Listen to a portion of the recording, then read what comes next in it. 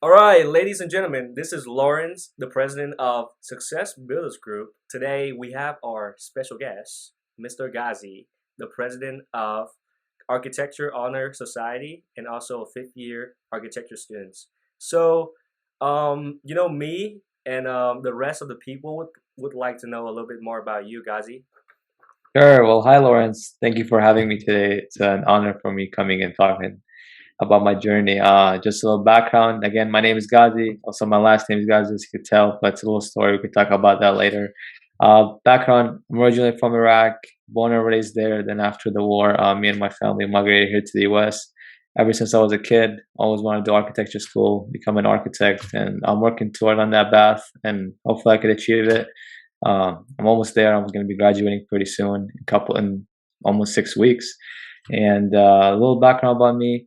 I always wanted to pursue a leadership position within our department, architecture department. I think architecture department is one of the best in the country, and this is why one of the reasons for me I pursued becoming a president of the Architecture Honor Society on campus, which provides a lot of mentorship and leadership opportunities for different architecture students within our school.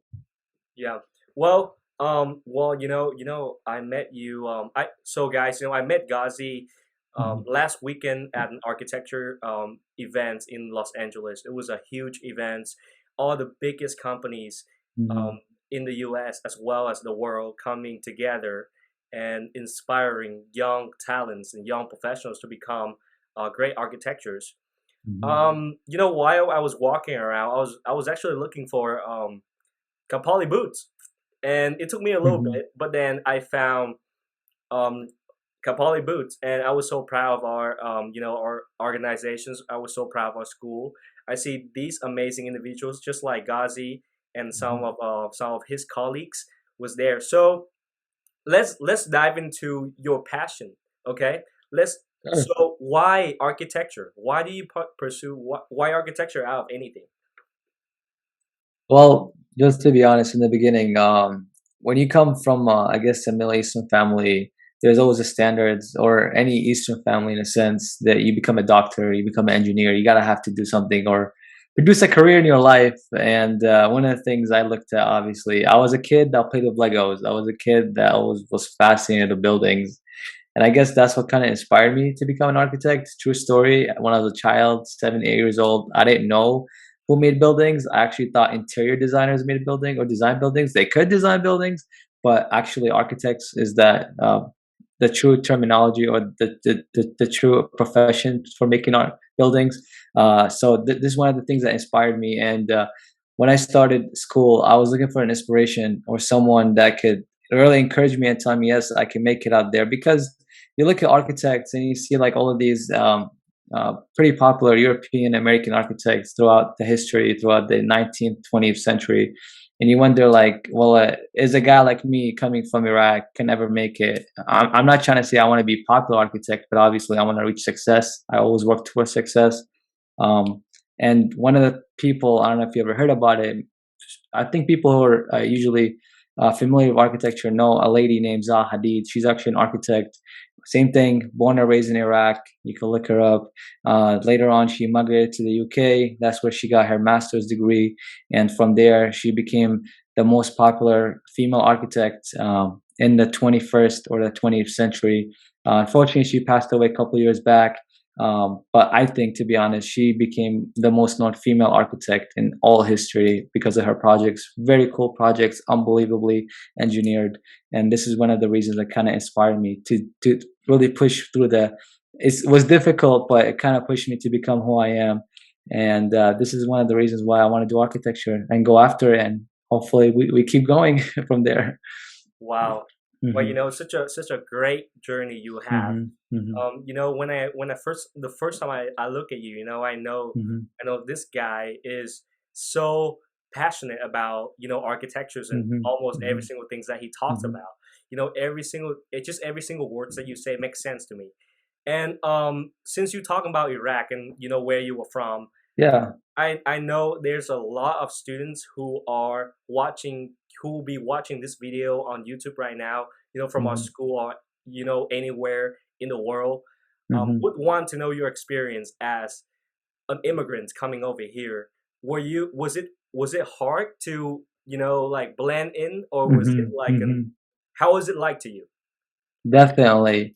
I mean, I came here was I was 11. I was young, but not too young. I came in around when I was middle school time.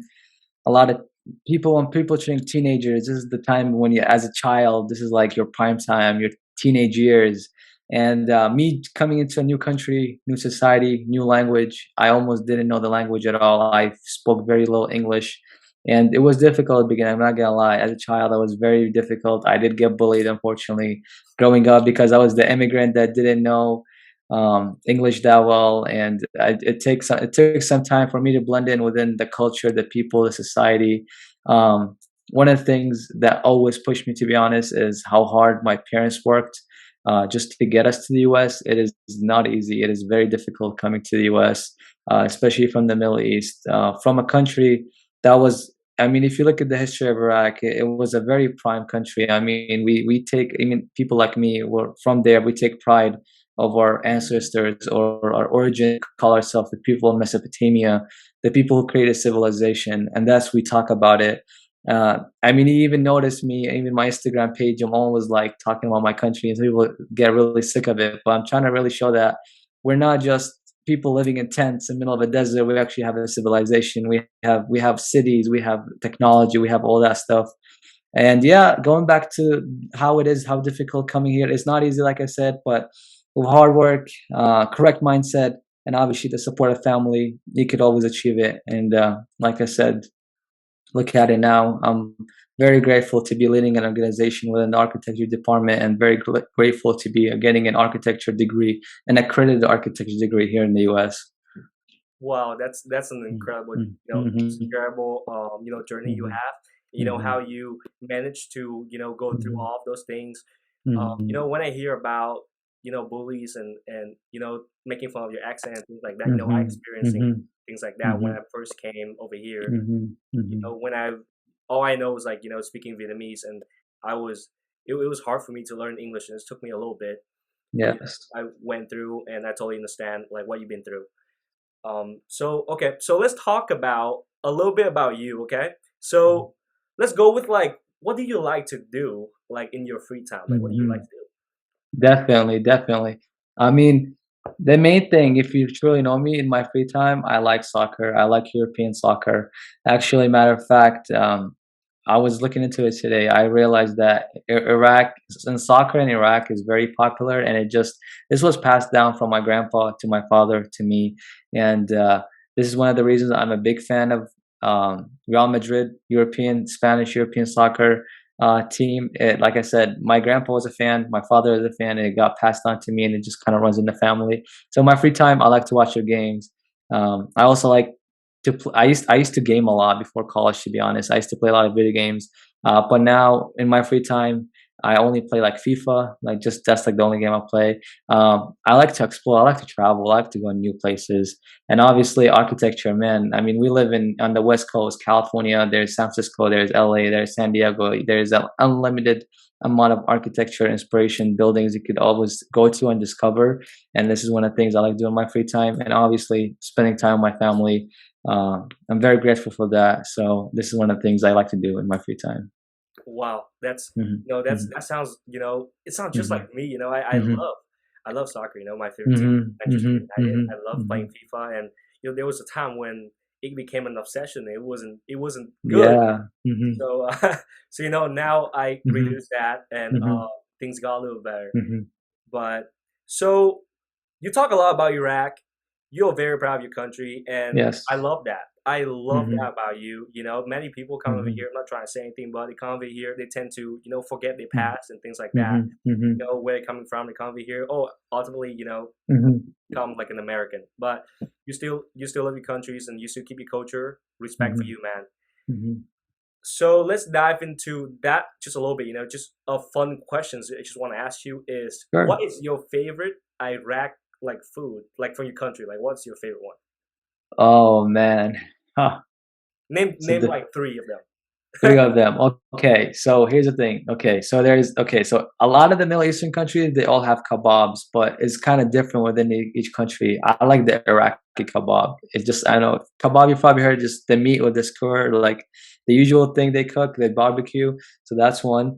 And then another one, there's something called a dolma or with dolma, which Wow. is pretty much it's like stuffed rice and beans with all these vegetables and they cook them all together and it becomes it's like a family dinner type of food they use. That's my second one. And I guess my third one, um barbecue fish, or it's known as mesgoof back in Iraq. And pretty much they they take the fish, they cut it in half, they open it, and instead of barbecuing on top of a fire, they actually put it to the side. So they turn on a fire and they just have all these fish almost like lining up in the perimeter, and that's how it gets cooked. And that's I guess the unique way, the Iraqi unique way. So this is I guess the top three foods you could say Wow. that are my favorite. Yeah.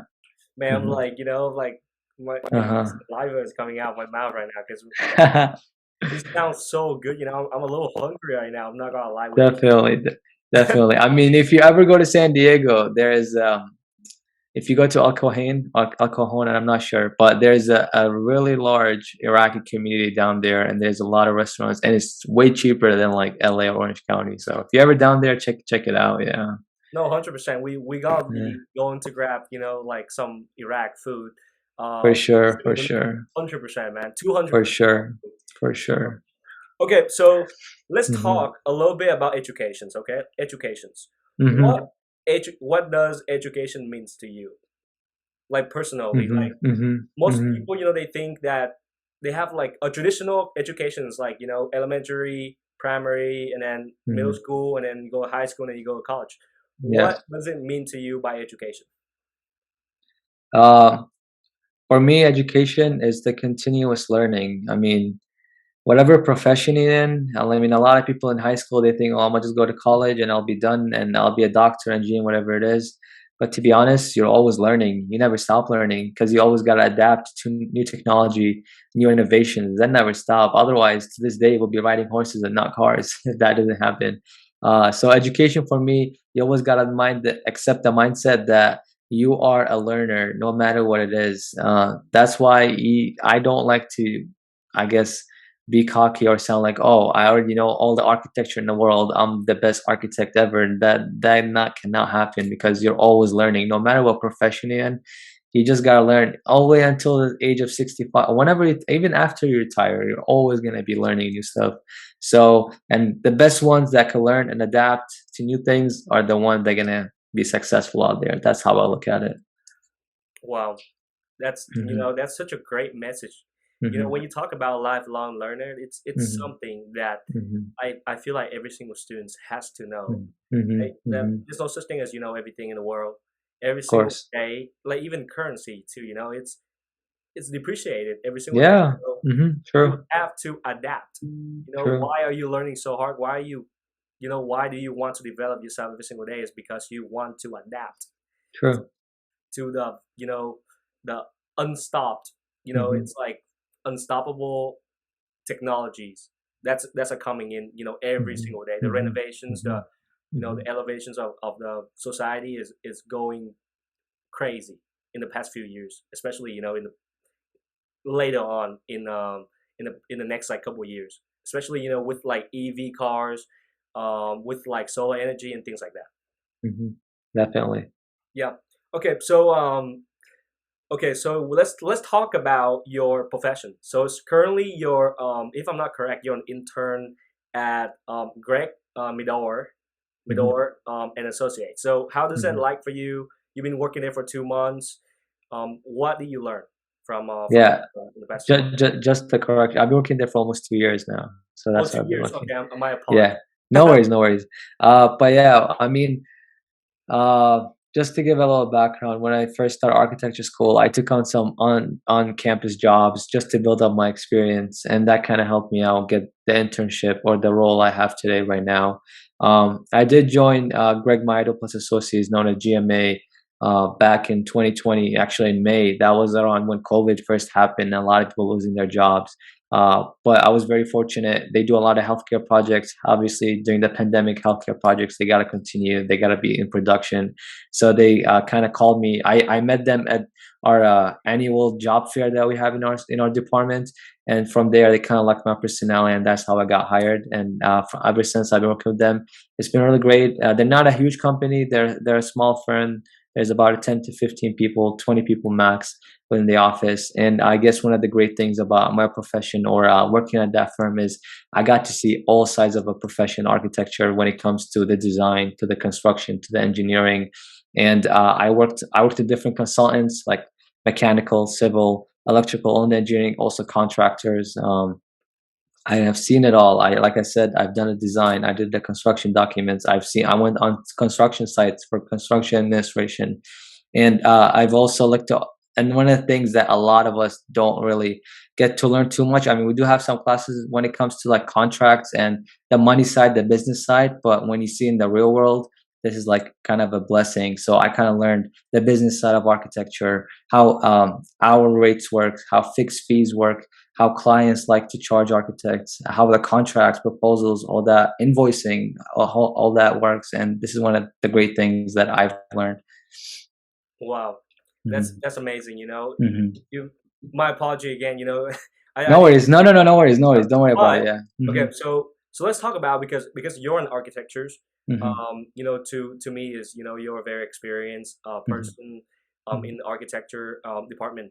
Mhm. But let's I know there are a lot of students who are not in architecture major, Mhm. and let's talk about internship a little bit. Okay, Sure. so what like to me, let's define what is a dream college life. A dream college life is Mhm. when you have an internship and then you also get to go to college. Yes. Is that correct? Right? Yes. That's correct. So you're technically living the college dream in the past few years. Mhm. For many students who are struggling with landing internship and things Mhm. like that, Mhm. what is your advice for those students? The biggest advice that I've gained from one of my professors and every pretty much successful person that I see out there is marketing yourself, talking about yourself, talking about what you do. I mean, I do it all the time. It gets to a point where I almost seem like a clown because I talk about myself so much. I introduce myself to everybody and anybody, no matter what profession they're doing, music, engineering, business. They're a doctor. I'm always talking to them, telling them who I am, what I do.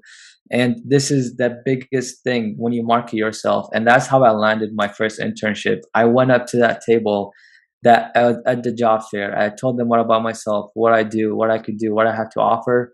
And I convinced them. I mean, I might not be the best designer. I might not be the best architect. But one of the things I for sure do is I always market myself, and marketing, whatever you do, it's always very, very, very important to how you want to match your success or how you see how much success you want to reach in the future. Wow, Mhm. that's very generous of you to give out Mhm. Mhm. amazing advice like Mhm. that. Before we wrap it up, let's talk about the current Mhm. situations in the world right now with the gas Mhm. prices very high Yeah. and also Ukraine and Mhm. things like that.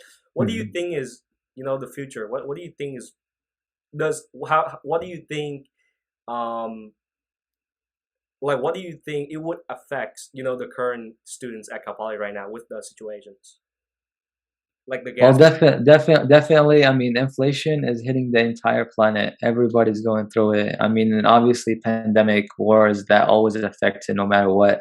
One of the things that I do see in the future, obviously, you were always moving toward more sustainable energy, EMV type of, more planet-friendly type of energy. And this is actually one of the things we learn. Actually, we even have two sustainable design classes required within our program just to learn about different strategies we can implement within our design, kind of to make our buildings more green, more friendly toward the planet. What I see in the future, to be honest, is very hard to predict. I mean, especially me just coming out of school, I don't have too much experience regarding it. But technology will update itself in such a fast way. You're gonna see new technology coming out fast. I mean, especially you look at the pandemic and the speed of creating a vaccine is intense. And you could just say, well, if you could create a vaccine within a year for such a severe type of illness, you could almost produce anything as in a really quick matter. And like going back to what we originally said is you always gotta learn and adapt, and you always gotta change your mindset. I guess upgrade the way you think. So I think the world is gonna be fast moving in a much faster pace, and inflation is one of the factors. So that's how I see it.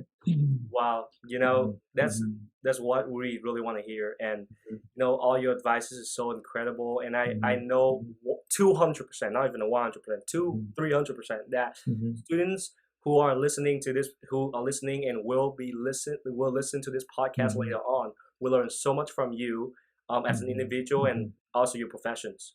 Before we wrap it up, I just wanna ask if you is there anything that you want to tell the students who are coming into college?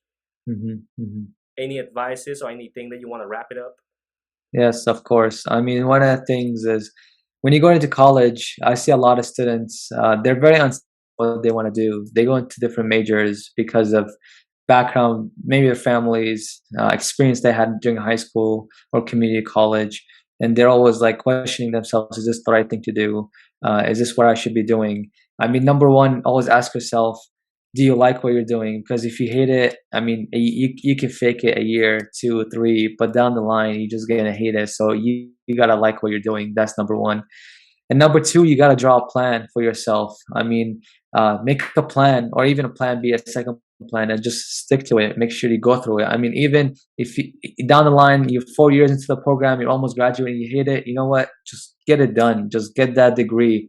And 80% of people that graduate college don't end up in the same profession they went to school to. So get the degree done. And from there, work toward what your dream is or what you want to be, and I guess explore, especially if you're in your 20s, it's your prime time. So explore, learn about all the possible things you could do in life, and you have your whole lifetime to become a successful person. Wow, Hmm. that's amazing. Okay, so Hmm. well, first of all, I just want to say thank you for your time, being Hmm. here Hmm. and having conversations with me as well as many students who will be watching this podcast. Second of all is, we really appreciate your time and your energy and all your advices, and thank you so much. And I hope you have a wonderful night.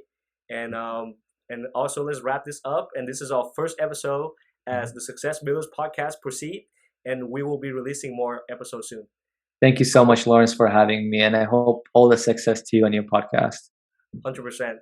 Have a wonderful night, Ghazi, You and I'll too. see you soon. Thank you.